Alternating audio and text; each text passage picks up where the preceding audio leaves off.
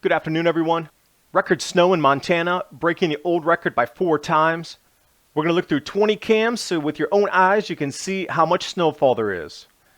Western United States, Idaho, Montana border. Idaho from the skies looking down on the peaks.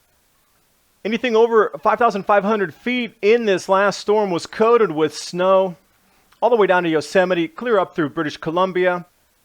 Now Montana and Idaho under a winter weather advisory along with the southern Cascade Mountains in Oregon. Look at the relief map where the snow is falling currently in Montana and Idaho. National map, snow going over that area. Whistler Peak, British Columbia is going to get hammered next. Blizzard warning out for parts of the Yukon.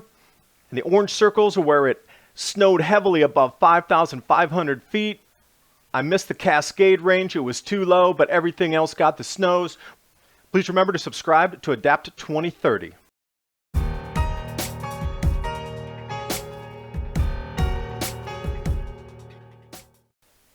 On October 14th and 15th, I called snow for high elevations, including the Cascade Mountains.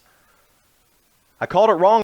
Cascades were too low to receive snowfall, but anywhere in those orange circles did receive, if not record-breaking snows, incredibly heavy snows. Now on the 18th, winter weather advisory across the southern Cascades, as well as Idaho and Montana border. Looking at the forecast map, out snow across the same areas, heavy snow again, snow-rain mix. And that band of rain snow on the far west coast of Canada, that's British Columbia and Alberta, right in that Rocky Mountain range. Look for heavy snows there coming right now. Reason I would say that is record-breaking snows in Montana, 4 times the old record broken. And as Robert Felix points out, why are there no headlines with this? This is a super early October storm, and that's the reason I was warning people in the mountains to get out, because this snow is not normal. And it's way heavier than normal, and it's wet, and it's difficult to walk in. It's just dangerous to be out there in this stuff unless you're fully prepared. So we got 4 times record-breaking snow rolling through Idaho and Montana. Right here on the border at the Lolo Pass, driving conditions not so solid on that. Montana road conditions, covering bridges and escarpments. This one's in the Flathead Valley, slick roads. Heavy depth of the snow still accumulating, and they're just adding on more to the record snowfall total over the next 2 days as well. Tops of the mountains look like this. Cams across the entire western United States now showing heavy accumulations on all peaks at 5,500 feet and above, especially Idaho, Montana. Good image here of Idaho from the air. Winter weather advisories out for that same area, continuing snows, and now it includes the southern Cascade Mountains of Oregon. View here of Sun Valley. Idaho State Journal, biggest snowstorm of the season. All the way to Northern California. Now Yosemite getting rain and snow. And the Tioga Road is temporarily closed, although they do not let you camp back there during this time of the year anyway. Here's some cam footage rolling over the peaks. Echo Peak for sure in the back, dusted with snow. As you can see from the live cam footage here, October 17th. Although NOAA showing snow across the highest peaks in Washington as well. Now comes the winter weather advisory for southern Cascade Mountains. Same areas where I was calling for snow earlier that didn't, but this new cold front pushing in is cooler than that superstorm. Also, Government of Canada, warnings out. Whistler Mountain looking like this. Yukon blizzard alert. B.C and Alberta soon to follow. River of cold air pouring in behind. You can see those dark blue clouds where those are going to roll over the border of Washington, Oregon, and push right up to B.C. and Alberta. Water vapor map, easy to discern with that dark blue. Possibilities of snow in the winter warning advisory areas. Visible cloud images here.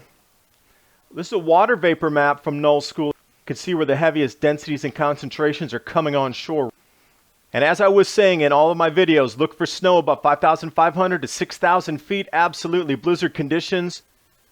I'm going to roll you through 20 different cams on different peaks. Tacoma Narrows Bridge, elevation 6,000. Mount Hood, Timberline Lodge, Mission Ridge, Mount Hood again, Bachelor, Slopes, Crater Lake Visitor Center, Stevens Pass, Lake Chelan. These cams are looking up at the mountains from 1,100 feet.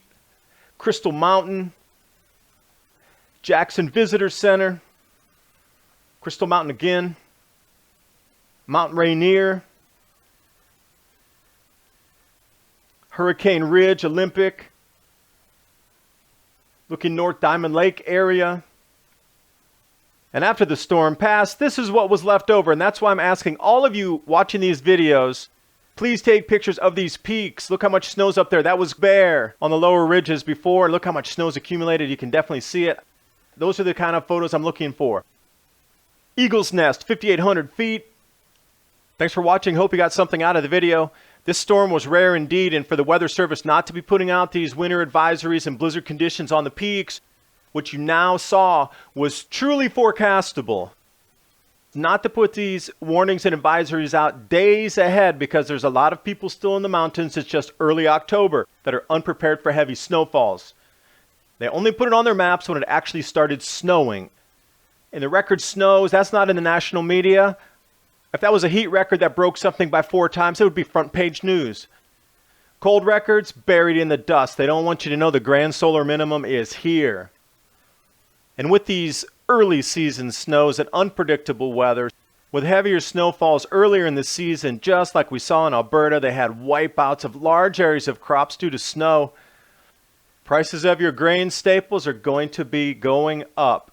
I advise you to jump over to Bob with Trade Genius and see how they're trading on the grand solar minimum and these exact commodities.